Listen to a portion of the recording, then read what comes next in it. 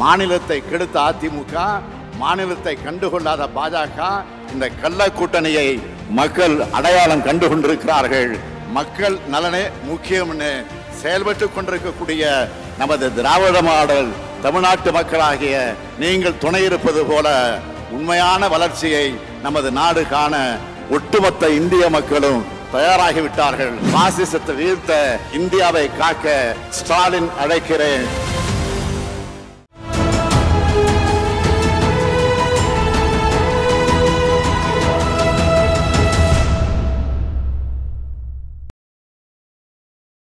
தமிழ் நேயர்களுக்கான வணக்கம். நம்மோடு திராவிட இயக்க சிந்தனையாளர் திரு வல்லம் பஷீர் இணைந்திருக்கிறார். வாருங்கள், அவரோடு பேசலாம். வணக்கம். வணக்கம் தோழர். வணக்கம். அரவிந்த் கெஜ்ரிவால் அவர்களுடைய கைது இந்தியாவையே போட்டு உலுக்கி இருக்கிறது. இந்தியா கூட்டணியில் இருக்கக்கூடிய கட்சிகள் ஒரு மிகப்பெரிய அளவில் ஒரு போராட்டத்தை அறிவிச்சிருக்காங்க. இந்த கைது எப்படி பாக்குறீங்க? இது இந்தியா கூட்டணிக்கு ஒரு பெரிய பின்னடைவை கொடுத்திருக்கா, இல்ல பாஜகவுக்கு தான் இதனால ஒரு நெகட்டிவ் ஃப்ரேம் வருமா? இல்ல, வகுக்கப்பட்ட திட்டம் என்பது இந்தியா கூட்டணிக்கு ஒரு பின்னடைவை ஏற்படுத்திட வேண்டும் என்றுதான். ஆனால் அதனுடைய முடிவு என்பது பாரதிய ஜனதா கட்சிக்கு ஒரு மிகப்பெரிய பின்னடைவை ஏற்படுத்தி விட்டது என்பதுதான் இப்போது அரசியல் ரீதியாக இருக்கக்கூடிய ஒரு நகர்வாக பார்க்க வேண்டியிருக்கிறது. காரணம், ஹேமந்த் சோரனை கைது செய்கிற பொழுது என்ன அணுகுமுறையை இவர்கள் கையில் எடுத்தார்களோ அதே அணுகுமுறையோடு தான் இவர்கள் அரவிந்த் கெஜ்ரிவால் விவகாரத்திலும் கையில் எடுத்து அவரை கைது செய்கிற நடவடிக்கைக்கு முனைப்பு காட்டினார்கள். ஆனால் ஹேமந்த் சோரனுடைய விவகாரத்தில் யார் முதலமைச்சர் என்கின்ற அந்த கேள்வி வருகிற பொழுது அவர் சம்பாய் சோரனை முதலமைச்சர் ஆக்க வேண்டும் என்று முடிவெடுத்தார். ஆனால் அவருக்கு அறுதி பெரும்பான்மை கிடைக்க விடாமல் தடுத்து விட வேண்டும் என்கிற முயற்சியை கடுமையாக பாரதிய ஜனதா கட்சி எடுத்தது. எனவே அந்த முயற்சிகளை எல்லாம் அவர் வீழ்த்தி மீண்டும் தன்னுடைய கட்சியின் சார்பில் சம்பாய் சோரனை முதலமைச்சராக்கிவிட்டு சிறை கொட்டடிக்குள் தன்னை அடைத்துக் கொண்டார். இப்போது அரவிந்த் கெஜ்ரிவாலுக்கும் இதே போன்றது ஒரு நெருக்கடியை தருவதற்காக அவர்கள் முயற்சி மேற்கொண்டார்கள். ஆனால் அங்கே ஒரு இம்மி அளவு அரசியல் மாற்றத்தை கூட அவர்களால் ஏற்படுத்த முடியாது என்பது அவர்களுக்கே தெரியும். ஆனால் அதையெல்லாம் கடந்து அரவிந்த் கெஜ்ரிவாலினுடைய அந்த பிம்பத்தை சிதைக்க வேண்டும் என்கின்ற அந்த நோக்கத்தோடு தான் அதன் மூலமாக டெல்லி என்று சொல்லப்படுவது உங்களுக்கு இந்திய அரசியல் களத்தினுடைய தலைமை பீடம் டெல்லி தான். எப்போதும் டெல்லியினுடைய அரசியல் நகர்வுகளை மையப்படுத்தித்தான் ஒன்றிய அரசு இயங்குவதாக இருந்தாலும் சரி, அல்லது நாடாளுமன்ற தேர்தல் பணிகள் துவங்குவதாக இருந்தாலும் சரி, அது டெல்லியை மையப்படுத்தி நடக்கும். அப்போது டெல்லியினுடைய முகமாக அரவிந்த் கெஜ்ரிவால் இருக்கிறார். எனவே அவர் இந்தியா கூட்டணியினுடைய ஒரு அங்கமாக இருக்கிறார். அவரை சிதைக்க வேண்டும் என்றுதான் இந்த முயற்சியிலே ஈடுபட்டார்கள்.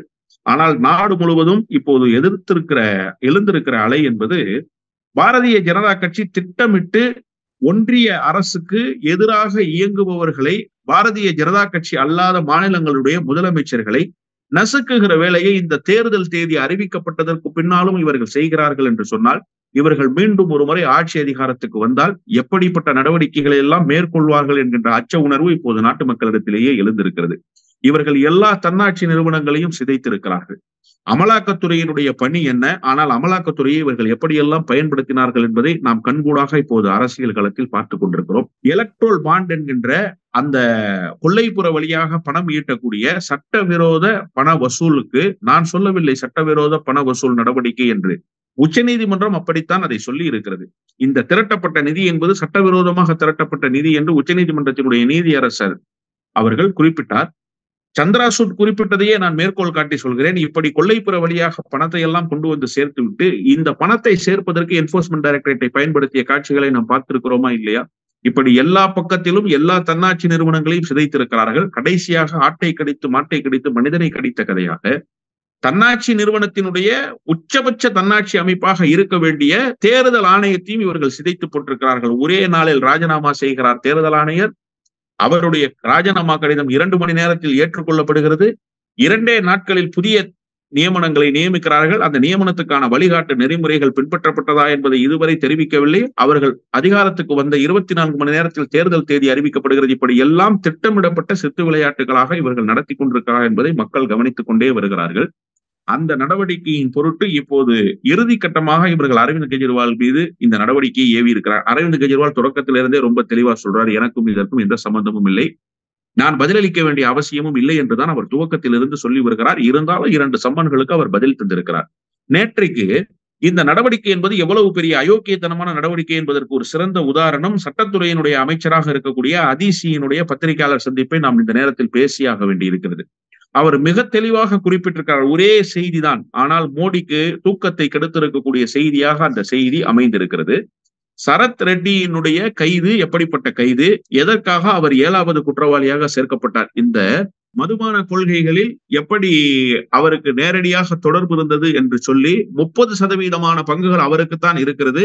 அவரை நேரடியாக சந்தித்து அரவிந்த் கெஜ்ரிவால் பேசியிருக்கிறார். அவருக்கு மூலமாக அரவிந்த் கெஜ்ரிவாலுக்கு பண பரிமாற்றம் நடந்ததாக சொல்லித்தான் குற்றப்பத்திரிகையை தாக்கல் செய்தார்கள். இது எப்போது நடந்தது என்று கேட்டால், அவர் ஒரு மெடிக்கல் பெயில்ல வர்றாரு. மெடிக்கல் பெயில்ல வெளியில வந்ததற்கு பிறகு அவரை சேர்க்கிறார்கள். அதற்கு முன்பாக நவம்பர் மாதம் 2022 அவருடைய நிறுவனம் தான் இதில் பிரதான பங்கு வகித்திருக்கிறது என்று சொல்லி அந்த நிறுவனத்தினுடைய இயக்குநராக இருந்த சரத் ரெட்டியை கைது செய்தார்கள். அப்போது சரத் ரெட்டி அரவிந்த் கெஜ்ரிவாலினுடைய பெயரை சொல்லவே இல்லை. அரவிந்த் கெஜ்ரிவாலை சந்தித்ததாகவும் அவர் சொல்லவும் இல்லை. அடுத்து ஜூன் மாதம் 2023 அவருக்கு ஒரு மெடிக்கல் பெயில் கொடுக்குறாங்க. அவருடைய உடல்நிலையை கருத்தில் கொண்டு அவரை விடுவிக்க வேண்டும் என்று சொல்லி நீதிமன்றத்தில் என்போர்ஸ்மெண்ட் டைரக்டரேட் எந்த எதிர்ப்பும் தெரிவிக்காமல் அந்த பெயில சாங்ஷன் பண்றாங்க. பெயில்ல வெளியில வர்றாரு. வந்ததற்கு பிறகுதான் அவர் அரவிந்த் கெஜ்ரிவால் இந்த விவகாரத்தில் தலையிட்டிருக்கிறார். நான் அரவிந்த் கெஜ்ரிவாலுக்கும் இதில் பணம் கொடுத்திருக்கிறேன் என்கிற செய்தியை ஸ்டேட்மெண்டா கொடுக்கிறாரு. ஒன்றாச்சா?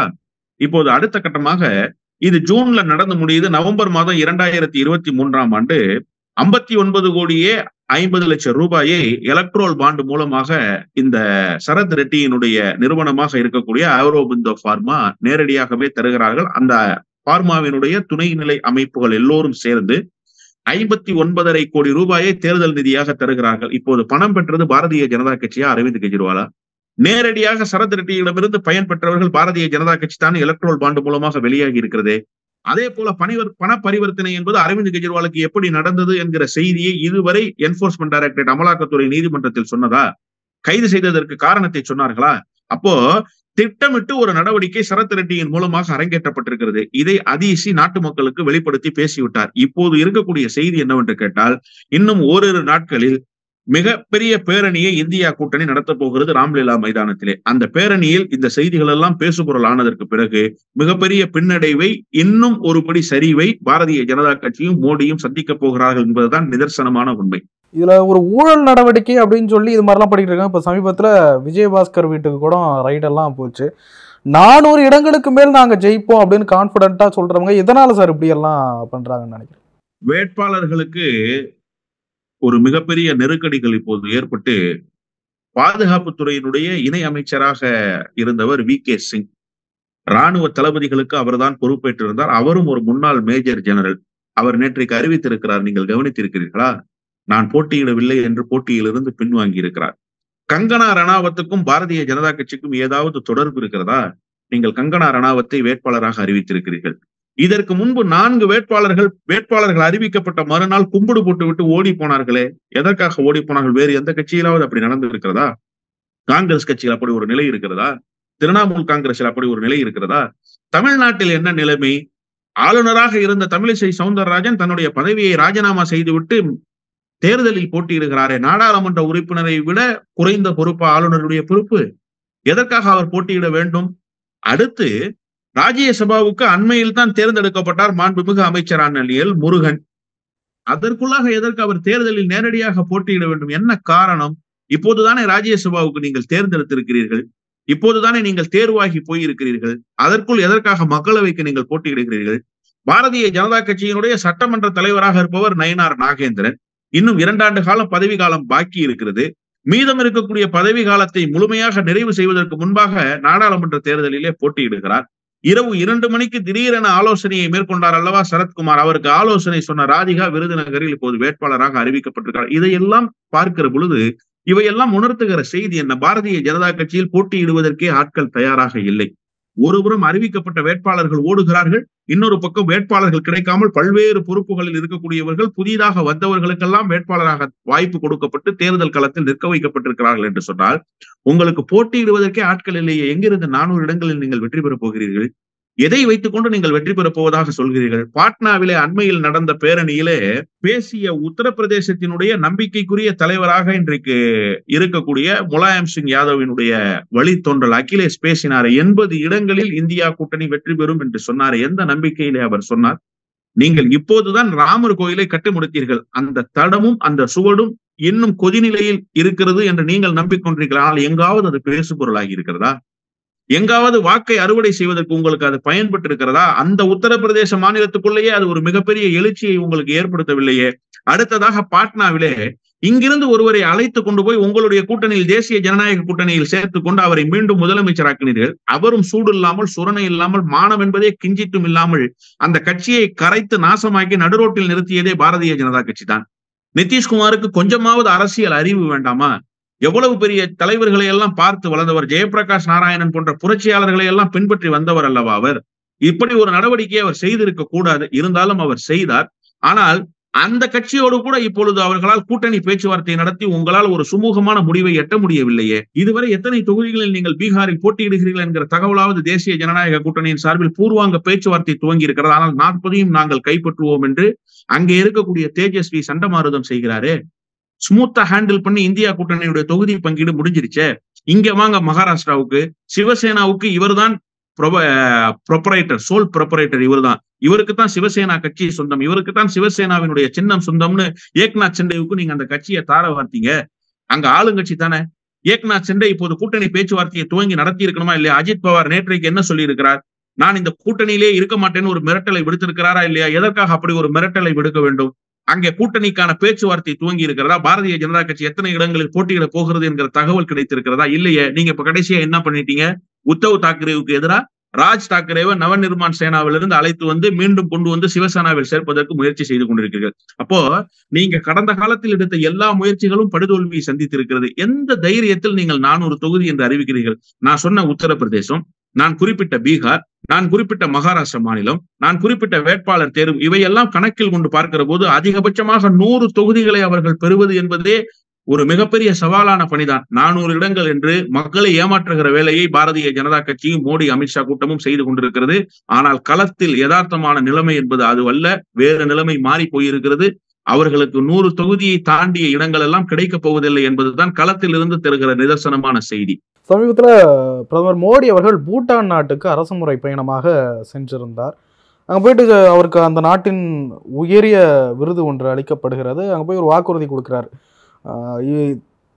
இந்தியாவிலிருந்து பூட்டானுக்கு கொடுக்கப்படக்கூடிய அந்த உதவித்தொகை வரும் ஆண்டில் இரட்டிப்பாக்கப்படும் அப்படின்னு சொல்லி ஒரு வாக்குறுதியை கொடுக்கிறார். பாஜகவினுடைய மூத்த தலைவர் சுப்பிரமணியன் சாமியே இதை எடுத்து போட்டு கண்டிக்கிறார். இப்போ மோடி அவர்கள் பிரதமரே கிடையாது, ஒரு காபந்து பிரதமர் தான். தேர்தல் நடத்தை விதிகள்லாம் அமலில் இருக்க போது இவர் எந்த அடிப்படையில் இதை அறிவிச்சார் அப்படின்னு சொல்லி கேட்டிருக்கிறாரு. ஆனால் எலெக்ஷன் கமிஷன் அதை கண்டுகிட்ட மாதிரியே தெரியல. எப்படி பாக்குறீங்க? நான் முன்பே குறிப்பிட்டனே, தன்னாட்சி நிறுவனத்தினுடைய உச்சபட்ச அமைப்பாக இருக்கக்கூடிய தேர்தல் ஆணையம் பால்பட்டு போயிருக்கிறது என்று சொல்லி இருக்கிறேன். பின்னர் எப்படி அவர்கள் நடவடிக்கை எடுப்பார்கள்? அவரால் நியமிக்கப்பட்டவர்கள் தானே. முறையாக அவர்கள் நடைமுறைக்கு உட்பட்டு இந்த நியமனத்தை செய்திருக்கிறார்களா? நீங்க சட்டத்தை மாற்றி உச்சநீதிமன்றத்தினுடைய தலைமை நீதிபதி அந்த தேர்வு குழுவில் இடம்பெறக்கூடாது என்பதை நிராகரித்து விட்டு அதற்கு பதிலாக கேபினட் அந்தஸ்து உடைய ஒரு அமைச்சரை சேர்த்துக் கொள்ளலாம் என்று சொன்னீர்கள். அதுவே ஒரு அயோக்கியத்தனம் இல்லையா? மோடியை மீறி கேபினட் அமைச்சர்கள் கருத்து சொல்லிவிட முடியுமா? எதற்காக 3 என்று ஒரு வாய்ப்பை ஏற்படுத்தின? உங்களுக்கு TN சேஷன் அவர்கள் தேர்தல் ஆணையராக இருக்கிறவரை ஒரே தேர்தல் ஆணையர் தான். ஆனால் அந்த ஒரே தேர்தல் ஆணையர் முறை ஒழிக்கப்பட வேண்டும். பன்முக கருத்து வெளிப்பட வேண்டும். பன்மை கருத்து வெளிப்படுகிற போதுதான் ஜனநாயகம் நிலைபெறும் என்கிற அடிப்படையில் தான் இருவேறு கருத்து இருந்தாலும் கூட ஒருவருடைய கருத்தை ஏற்பதா ஒருவருடைய கருத்தை மறுப்பதா என்கிற பிரச்சனை வரும். ஜனநாயக அடிப்படையில் 3 தேர்ந்தெடுப்போம், அரசியல் சாசன அமர்வுக்கு நீதிபதிகளை தேர்ந்தெடுப்பதை போல தேர்ந்தெடுப்போம் என்கிற முறையை கொண்டு வந்து இந்திய ஜனநாயகத்தில் 3 தேர்தல் ஆணையர்கள் நியமனம் என்பது TN சேஷனுக்கு பிறகுதான். அப்போ அதே நடைமுறையைத்தான் பின்பற்ற வேண்டும் என்று சொல்லி தேர்வு குழு ஃபர்ஸ்ட் சர்ச் கமிட்டி, அது ஒரு 6 பேர் கொண்ட பட்டியலை, 8 பேர் கொண்ட பட்டியலை அல்லது 10 பேர் கொண்ட பட்டியலை இந்த நியமன குழுவுக்கு தரும். இந்த நியமன குழு ஜனநாயக அடிப்படையில் முடிவெடுக்கப்பட வேண்டும். அப்படி என்று சொன்னால் எதிர்கட்சியினுடைய தலைவர் ஆதிர் ரஞ்சன் சௌத்ரி, ஆளுங்கட்சிக்கு தலைவராக இருக்கக்கூடிய மோடி, உச்சநீதிமன்றத்தினுடைய நீதிபதி நடுநிலைமையாக இருப்பார். அவருக்கு அரசியல் சார்பு கிடையாது. இதுதானே சரியாக இருக்கும். இதை திருத்தி நீங்க கேபினட் அந்தஸ்துள்ள அமைச்சர் ஒருவரை சேர்த்துக் கொள்வதாக சட்டத்திலே திருத்தம் கொண்டு வந்தீர்கள். மிகப்பெரிய எதிர்ப்பு. இப்போது கூட ஆதிர் ரஞ்சன் சௌத்ரி மாறுபட்ட கருத்தை தெரிவித்திருக்கிறாரே இந்த நியமனத்தில். அந்த கருத்துக்கு துளியாவது நீங்கள் மதிப்பை தந்தீர்களா? எந்த சர்ச் கமிட்டியை நீங்க போட்டு, சட்டத்துறை அமைச்சருடைய தலைமையில் அந்த சர்ச் கமிட்டி இயங்க வேண்டும். அதில் எல்லா பிரதான கட்சிகளினுடைய நாடாளுமன்ற உறுப்பினர்களும் இடம்பெற வேண்டும். ஆனா நீங்க இந்த சர்ச் கமிட்டியிலிருந்து லிஸ்ட் வாங்கின பட்டியலையே நீங்க அறிவிக்கலையே. இத்தனை பேர் கொண்ட பட்டியலை நாங்கள் வெளியிட்டிருக்கிறோம்னு சர்ச் கமிட்டி அதிகாரப்பூர்வமாக சொல்லலையே, தேடுகிற குழு. அப்படி என்று சொன்னால் யாருடைய அழுத்தத்தின் பெயரால் இந்த இருவரை தேர்ந்தெடுத்து, இந்த இருவரை தாண்டிய அதிகாரிகள் இல்லையா? இந்த இருவரை தாண்டிய தேர்வு என்பது உங்களுடைய பார்வைக்கு விழவில்லையா? ஆனால் நீங்கள் திட்டமிட்டு இருவரை தேர்ந்தெடுத்தீர்கள். ஆதிர் ரஞ்சன் சௌத்ரியினுடைய கருத்துக்கு எந்த விதமான அதிகாரமும் தராமல், எந்த விதமான செவிசாய்க்கிற நடவடிக்கையும் இல்லாமல், உங்க ஒருதலை பட்சமாக நீங்களும் உங்கள் கேபினெட் அந்தஸ்துள்ள அமைச்சர் ஒருவரும் சேர்ந்து அதை முடிவு செய்து கொண்டு இப்போது நியமித்திருக்கிறீர்கள். எனவே கொல்லைப்புற வழியாக வந்தவர், உங்களுடைய அதிகாரத்துக்கு கட்டுப்பட்டவர், மோடியினுடைய பேச்சை தானே கேட்பார். மோடிக்கு எதிராக எப்படி நடவடிக்கை எடுப்பார்? அதுதானே இங்க இருக்கக்கூடிய பிரச்சனை. இந்த அதிகாரிகள் பறக்கும் படை அமைத்திருக்கிறாங்க சார். பறக்கும் படையின் சார்பில் பாரதிய ஜனதா கட்சியின் சார்பில் மீறப்படுகிற அத்துமீறல்கள், அந்த அத்துமீறுகிற நடவடிக்கை. நேற்றைக்கு கூட எல் முருகன் மீது ஒரு குற்றச்சாட்டு. கோயில்களில் சின்னங்களை எடுத்துக்கொண்டு போகக்கூடாது, நடத்தை விதிமுறை. வழக்க வழிபாட்டு தலங்களுக்கு உள்ளாக செல்கிற போது அரசியல் கட்சிகளினுடைய சின்னங்களை எடுத்துச் செல்லக்கூடாது என்பது நடத்தை விதி. அதை மீறி தாமரை சின்னத்தை எடுத்து சென்றிருக்கிறார். அது குறித்து புகார்கள் தரப்பட்டிருக்கிறது. எல் முருகன் மீது நடவடிக்கை எடுப்பார்களா? எல் முருகன் மீதே நடவடிக்கை எடுக்க மாட்டார்கள் என்கிற பொழுது மோடியின் மீது எப்படி நடவடிக்கை எடுப்பார்கள் என்று நாம் எதிர்பார்க்க முடியும்? எனவே இவர்கள் எல்லா நிலையிலும் சிதைத்திருக்கிற இந்த கட்டமைப்பை மறுசீரமைப்பு செய்ய வேண்டிய கட்டாயம் இப்போது இந்தியா என்கிற துணை கண்டத்திற்கு ஏற்பட்டிருக்கிறது. இந்தியா என்கின்ற மிகப்பெரிய ஜனநாயக கட்டமைப்புக்கு ஏற்பட்டிருக்கிறது. அதுவரை இந்த நடவடிக்கைகள் எல்லாம் எதிர்பார்ப்பது என்பது முட்டாள்தனமான நடவடிக்கை தான். ஆனால் அப்பட்டமான தேர்தல் விதிமீறலை அவர் செய்திருக்கிறார். இன்னொரு புறம் நம்ம வச்சுக்குவோம், பூட்டானுக்கு 2 மடங்கா தருவேன்னு வாக்குறுதி சொன்னது கூட தேர்தல் விதிமுறை என்று ஒரு புறத்திலே வைத்துக் கொண்டாலும், தமிழ்நாட்டுக்கு பேய்மலை பெருவெள்ளம் பெய்து தென் மாவட்டத்திலே பாதிப்பு, பார்ப்பதற்கு கூட பிரதமர் வரவில்லை. சென்னையிலே பார்ப்பதற்கு பிரதமர் வரவில்லை. ஸ்டேட் ஃபண்ட் அலாட் பண்ணி நீங்க கொடுத்திருக்கிறீங்க, அது தர வேண்டிய உரிமை. தேசிய பேரிடர் நிதியிலிருந்து தாருங்கள்னு முதலமைச்சர் கெஞ்சாத குறையாக கேட்டுக் கொண்டிருக்கிறாரே, ₹1 தந்தார்களா? தன்னுடைய ஆளுகையின் கீழ் இருக்கிற மாநிலத்துக்கு ஒரு பேரிடர் நிதியை தருவதற்கு வக்கற்ற ஒரு அரசு அண்டை நாடாக இருக்கக்கூடிய பூட்டானுக்கு 2 மடங்காக தருவேன் என்று சொல்வது எவ்வளவு பெரிய அயோக்கியத்தனம்! உன்னுடைய நாட்டு மக்களுக்கு நீ சுண்ணாம்பை வைத்துவிட்டு பக்கத்து நாட்டுக்காரனுக்கு நீ வெண்ணெயை வைக்கிறாய் என்று சொன்னால் இந்த நாட்டினுடைய மக்களை நீ எந்த அளவுக்கு கீழ்த்தரமாக நினைத்துக் கொண்டிருக்கிறாய் என்பதற்கு இது ஒரு சான்று இல்லையா? எனவே இது ஜனநாயக ரீதியாக கண்டிக்கப்பட வேண்டிய நடவடிக்கை தான். இதற்கெல்லாம் ஒரே தீர்வு ஆட்சி மாற்றம் ஒன்றுதான் என்பதில் நான் உறுதியாக இருக்கிறேன். தமிழ்நாடு தேர்தல் களம் எப்படி இருக்குன்னு பாக்குறீங்க சார்? அண்ணாமலை அவர்கள் பரபரப்பா பிரச்சாரம் பண்ணிக்கிட்டு இருக்காரு. வெயில அதிகரிச்சது கூட திமுக அப்படின்ற அளவுக்கு பேசுறாரு. எப்படி பாக்குறீங்க? ஒரு மூடர் கூடத்துக்கு தலைமை தாங்குகிற அண்ணாமலை இப்படி பேசுவதில் எந்த விதமான ஆச்சரியமும் இல்லை. என்னை பொறுத்தவரை இந்த தேர்தல் களத்தில் 39 கூடுதலாக 1 புதுச்சேரியையும் சேர்த்து 40 இடங்களில் இந்தியா கூட்டணி மகத்தான வெற்றியை பெறப் போகிறது. எந்த இடத்திலும் எந்த தொய்வும் இல்லை. அழகான கூட்டணியை 5 ஆண்டு காலம் வழிநடத்தி வந்தார் முதலமைச்சர். அதே கூட்டணியை அதே வலுகுறையாமல் பல கட்சிகளுக்கு, மறுமலர்ச்சி திமுகவுக்கு மட்டும்தான் இடங்கள் மாற்றி தந்திருக்கிறார்கள். ஒரே ஒரு இடத்தை, ஈரோடுக்கு பதிலாக திருச்சி. காங்கிரஸ் கட்சிக்கு 2 தொகுதிகளை மாற்றி இருக்கிறார்கள் என்று நான் நினைக்கிறேன். மற்ற எல்லா கட்சிகளுக்கும் அதே தொகுதி, கம்யூனிஸ்டுக்கு ஒரு தொகுதியை மாற்றி நிறைவாக கூட்டணி பேச்சுவார்த்தையை முடித்து, நிறைவாக கூட்டணி கட்சிகளினுடைய வேட்பாளர்கள் அறிவிக்கப்பட்டு, நிறைவாக பணிகள் முன்னெடுக்கப்பட்டிருக்கிறது என்று சொன்னால் இந்திய துணை கண்டத்திலேயே திராவிட முன்னேற்ற கழக தலைமையிலான தமிழ்நாட்டில் இருக்கக்கூடிய இந்திய அணிதான்.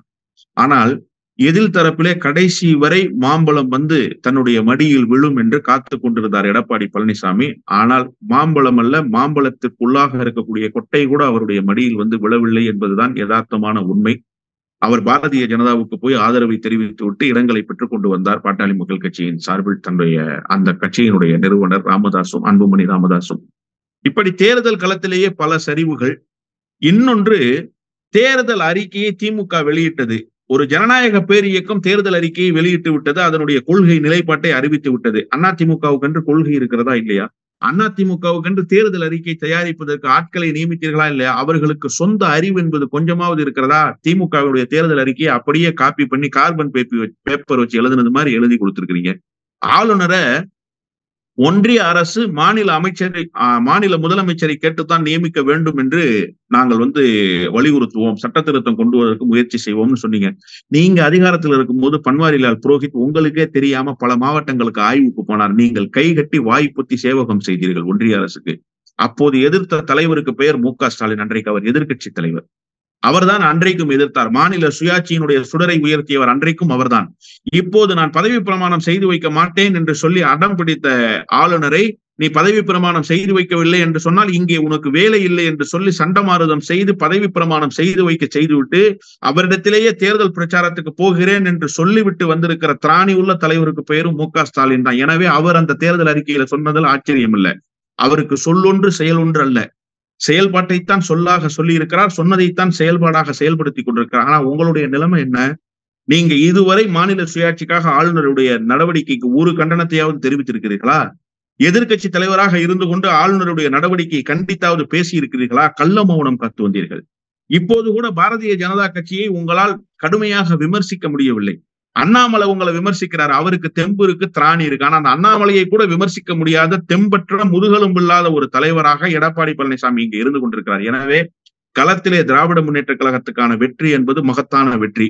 எத்தனை லட்சம் வாக்குகள் வித்தியாசத்தில் வெற்றி வாகை சூட போகிறார்கள் என்பதற்காக நடத்தப்படுகிற தேர்தலாகத்தான் இந்த தேர்தல் இருக்குமே தவிர அதிமுகவுக்கும் பாரதிய ஜனதா தலைமையில் கட்டப்பட்டிருக்கிற ஒரு குரூப்ல டூப்புன்னு சொல்றாங்கல்ல இந்த தொலைக்காட்சிகள்ல, அந்த மாதிரியான ஒரு அணி, ஜி.கே. வாசன், டிடிவி தினகரன், அரசியலில் முகமற்றவர்கள், முகவரியற்றவர்களை எல்லாம் சேர்த்துக் கொண்டு ஒரு அணியை கட்டி இருக்கிறார்கள். இவர்கள் எல்லாம் திமுகவினுடைய வெற்றியையோ அல்லது திமுகவுக்கு கிடைக்க போகிற வாக்குகளையோ திசை மாற்றிவிட முடியாது. வேண்டுமானால் பாரதிய ஜனதாவுக்கும் அதிமுகவும் இரண்டாவது இடத்துக்கு யார் வருவது என்கிற போட்டி நடைபெறும் என்றுதான் நான் யூகிக்கிறேன். ஆனால் உண்மையிலேயே தமிழ்நாட்டின் மீது பற்று கொண்டவன் என்ற அடிப்படையில், திராவிட இயக்கத்தை உயிராக நேசிக்கிறேன் என்ற அடிப்படையில் அதிமுக இரண்டாவது இடத்துக்கு வர வேண்டும் என்று நான் விரும்புகிறேன். என்னுடைய கருத்தை தனிப்பட்ட முறையில் அதற்காக நான் பதிவு செய்கிறேன். ஆனால் திமுகவினுடைய வெற்றியை இவர்களால் தடுக்கவே முடியாது. 40 இடங்களிலும் திமுக வெற்றி பெறும் என்பதுதான் களம் இப்போது உணர்த்தி கொண்டிருக்கிற செய்தி. அண்ணாமலை சொல்றாரு, இவங்க எல்லாரும் இப்போ மாத்தி மாத்தி சண்டை போட்டுருக்காங்க, எல்லாரும் சேர்ந்து என்ன எதிர்க்கிற நிலைமை வரும் அப்படின்றாரு. அந்த அளவுக்கு பாஜக ஒரு பொசிஷனுக்கு வந்துருச்சா? நான் தான் சொன்னேன் சார், தமிழ்நாட்டில் இருக்கிற வேட்பாளர் தேர்வினுடைய நிலைமைகள் நான் சொன்னேன். வேட்பாளர் தேர்வுக்கே உங்களால் ஒரு முடிவை உறுதியாக எடுக்க முடியவில்லை. உங்களால் ஒரு வேட்பாளரையே தேர்வு செய்ய முடியவில்லை. புதிய முகத்தை கொண்டு வந்து காட்ட முடியவில்லை. நீங்கள் எப்படி எதிர்க்கிற நிலைக்கு திமுக திமுக அதிமுகவுக்கெல்லாம் மிகப்பெரிய வரலாறு இருக்கு சார். அதிமுகவையும் சேர்த்து கொண்டே நாம் பேசுவோம். அவர்களுக்கும் நாம் பேசியாக வேண்டிய கட்டாயம் இருக்கிறது. இதில் இருந்த தலைவர்கள், இதை உருவாக்கிய தலைவர்கள் எல்லாம் மக்கள் மனங்களை வென்றெடுத்திருக்கிற தலைவர்கள். இந்த 2 இயக்கங்களும் தமிழ்நாட்டிற்கு எண்ணற்ற சாதனைகளை, எண்ணற்ற நலத்திட்டங்களை செய்துவிட்டு மக்கள் மனங்களில் நீங்கா இடம் பிடித்திருக்கிற இயக்கங்கள். அரசியல் என்பது இந்த 50 ஆண்டு காலமாக இருதுருவமாகத்தான் ஓடி இருக்கிறதே தவிர 3வது துருவத்துக்கு ஓடியதாக இந்த அரை நூற்றாண்டு காலத்தில் வரலாறு இல்லை. வரலாறு வருவதற்கான முயற்சியும் எடுபடவும் இல்லை. மக்கள் நல கூட்டணி எடுபட்டதா? எடுபடவில்லையே. மக்கள் நல கூட்டணியை விட மகத்தான தலைவர்களாக நீங்கள் இப்போது உருவெடுத்து விட்டீர்களா? அண்ணன் திருமாவுக்கு இருந்த அந்த மக்கள் செல்வாக்கை விட, தலைவர் வைகோவுக்கு இருந்த அந்த மக்கள் செல்வாக்கை விட, இடதுசாரிகளுக்கு இருந்த அந்த மக்கள் செல்வாக்கை விட கூடுதலான மக்கள் செல்வாக்கு, கூடுதலான முகவரி அண்ணாமலைக்கு கிடைத்து விட்டதா? நிச்சயமாக இல்லை.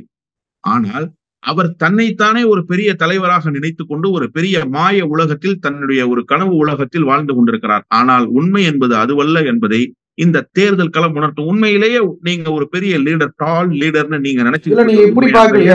ஒரு கூட்டணியில் ஒரு 5 இடத்துக்கு சண்டை போட்டுக்கிட்டு இருந்தவங்க இன்னைக்கு தனியா ஒரு கூட்டணி அமைச்சு அதுல பல கட்சிகளை சேர்த்து அவங்க 19 சீட் எடுத்து அவங்கள விட வாக்கு சதவீதம் அதிகமா வாங்கின பாட்டாளி மக்கள் கட்சிக்கு 10 சீட்டு தான் கொடுக்குறாங்க அப்படின்னா ஒரு வளர்ச்சி அப்படின்றத பார்க்க முடியாதா?